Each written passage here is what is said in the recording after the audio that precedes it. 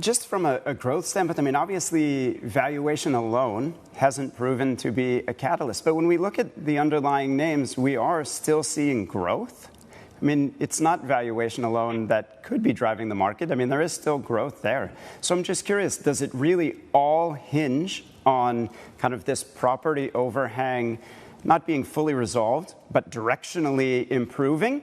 Or is there a scenario in your mind where if these companies continue to grow and generate cash earnings over the next 12 to 24 months, that investors can come back, given the significant discounts in valuation?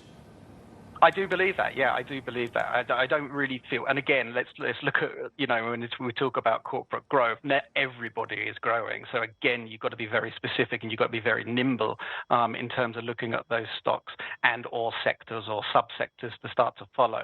I don't really feel that the overriding property problems that being solved is just going to be the single one-handed fix. But again, noises and rhetoric that point towards that starting to stabilize will bring the consumer confidence back into the market.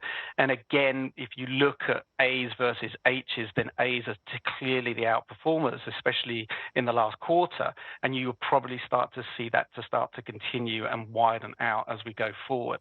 But you're right, there isn't one overriding factor that's going to bring confidence back into the market. It's going to have to be a combination of many, many factors. And again, rest of the world maybe has to start to take a pause and a breather. But where the Fed is starting to position and where most investors are starting to feel that either ECB and or Fed start to move when it comes to policy, then probably we're still going to be in for a difficult short term.